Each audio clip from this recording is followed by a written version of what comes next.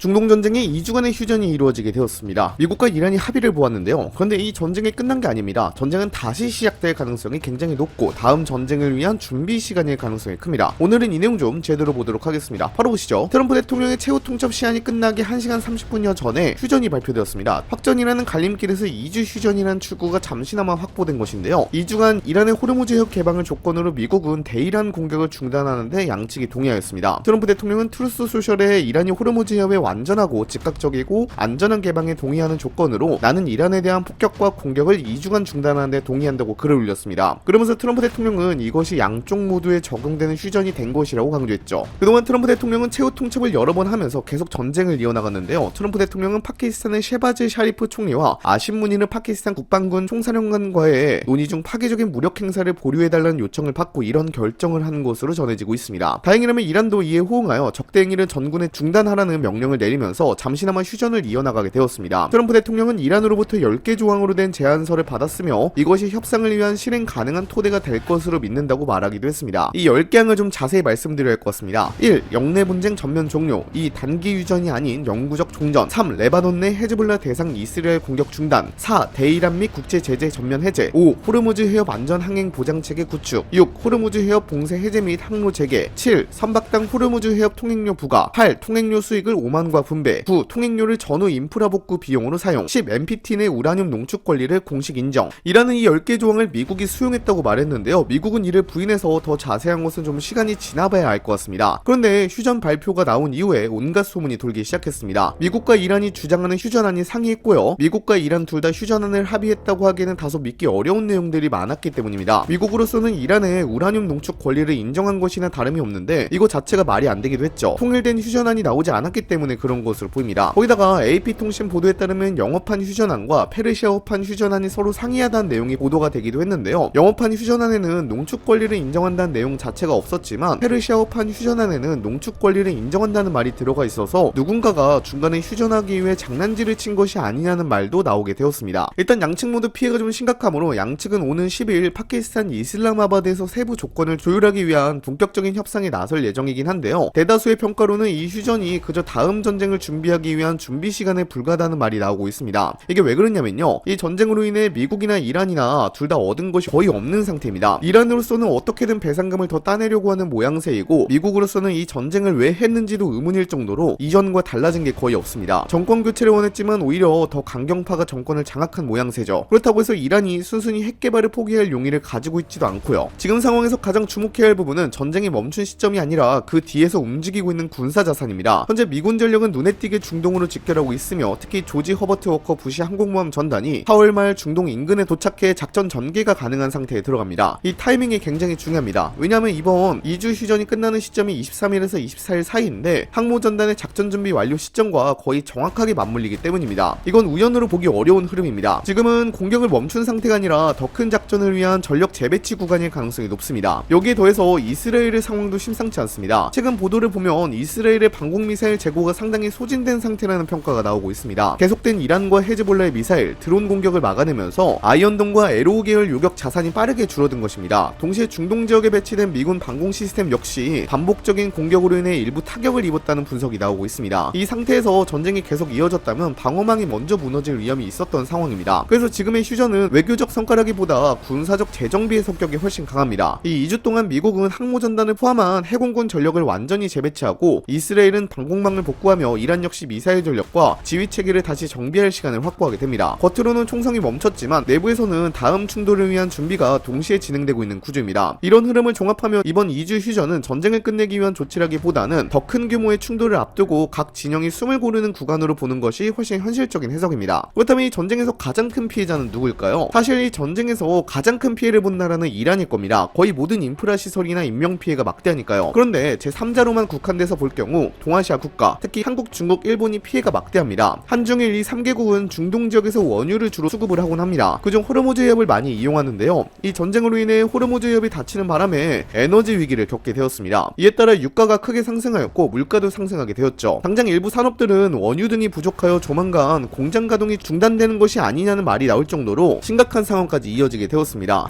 다행이라면 지금 휴전이 이루어졌고 2주간은 호르무즈 해협을 개방한다고 말을 하였으니 2주 동안은 숨통이 트였지만 언제 또 전쟁이 날지 모르는 상황이다 보니까요. 동아시아 국가들은 하루빨리 대체 경로를 확보해야 하는 상황입니다. 여기서 더 큰 변수는 이란이 꺼내든 통행료 카드입니다. 이번 협상 과정에서 호르무즈 해협을 완전히 개방하는 대신 일정 수준의 통행료를 부과하는 방안이 논의되고 있는데 이게 실제로 합의된다면 파급력은 전쟁 그 자체보다 더 클 수 있습니다. 지금까지 호르무즈 해협은 국제 수로로 간주하면서 자유항행의 원칙이었고 특정 국가가 통행료를 요구하는 구조는 아니었습니다. 그런데 이란이 이 구조를 바꾸려고 시도하고 있는 겁니다. 특히 타격을 받는 건 동아시아 국가들입니다. 한국, 중국, 일본은 원유 수입의 상당 부분을 중동에 의존하고 있고 그 대부분이 호르무즈 해협을 통과합니다. 이 말은 곧 이란이 설정한 통행 조건에 사실상 직접적으로 영향받는다는 의미입니다. 만약 선박 한 척당 수십만 달러에서 많게는 수백만 달러 수준의 비용이 붙기 시작하면 원유 가격은 자연스럽게 상승 압력을 받게 됩니다. 정유사들의 수입 비용이 올라가고 그 부담은 결국 전력, 운송, 제조업 전반으로 확산합니다. 체감 물가까지 연쇄적으로 자극할 가능성도 충분합니다. 문제는 여기서 끝나지 않습니다. 한번 선례가 만들어지면 다른 해협이나 전략적 요충지를 가진 국가들도 유사한 방식으로 접근할 가능성이 생깁니다. 예를 들어 특정 국가가 자국 영해를 이유로 통행 조건을 강화하거나 비용을 요구하기 시작하면 지금까지 유지되어 왔던 글로벌 해상 물류 시스템 자체가 흔들릴 수 있습니다. 이건 단순한 에너지 문제가 아니라 국제무역 질서의 근간과 연결된 문제입니다. 그래서 지금 동아시아 국가들은 굉장히 복잡한 고민에 빠져 있습니다. 안보 측면에서는 중동 상황에 직접 개입하기 어렵고 경제적으로는 의존도를 쉽게 줄일 수 없는 구조입니다. 결국 선택지는 제한되어 있습니다. 비용을 감수하고 통행을 유지하느냐 아니면 에너지 수급 구조 자체를 바꾸는 장기 전략으로 들어가느냐입니다. 어느 쪽이든 단기간에 해결될 수 있는 문제는 아니고 이번 협상 결과에 따라 동아시아 경제의 부담 수준이 크게 달라질 가능성이 높습니다. 또한 이 2주라는 시간이 그냥 정해진 숫자가 아니라는 점입니다. 시간 흐름을 기준으로 보면 굉장히 의미심장한 구간입니다. 현재 휴전 종료 시점은 4월 23일에서 24일로 예상이 됩니다. 그리고 같은 시기에 맞춰 미군의 핵심 전력 중 하나인 조지 허버트 워커 부시 항공모함 전단이 중동 인근 해역에 도착해 작전 수행이 가능한 상태에 들어갑니다. 이 말은 지금의 2주가 협상을 위한 시간이기도 하지만 동시에 군사적으로는 공백 없이 다음 단계로 넘어가기 위한 준비 시간일 의미가 있습니다. 이미 공중전력, 해군전력, 미사일 전력까지 단계적으로 전개되고 있는 상황에서 휴전이 끝나는 순간 추가 배치 없이도 바로 작전을 시작할 수 있는 구조가 만들어지고 있습니다. 전쟁을 다시 시작하려면 준비가 필요합니다. 그런데 지금은 그 준비가 이미 끝나가고 있는 흐름입니다. 특히 협상이 이루어지는 시점도 주목해야 합니다. 양측은 파키스탄, 이슬람마바드에서 협상을 진행할 예정인데 이 협상이 단기간에 극적으로 타결되지 않는다면 상황은 급격하게 변할 가능성이 있습니다. 협상이 지연되거나 핵심 쟁점에서 충돌이 발생하는 순간 휴전은 연장되지 않을 수 있습니다. 그렇게 된다면 시나리오는 굉장히 단순해집니다. 휴전 종료, 즉시 군사행동 재개입니다. 이미 전력은 현장에 도착해 있고 작전 계획도 준비된 상태이기 때문에 지연될 이유가 없습니다. 오히려 더 강한 타격이 들어갈 가능성이 높습니다. 이전까지는 제한적인 공격이었다면 그 다음 단계에서는 인프라, 군사기지,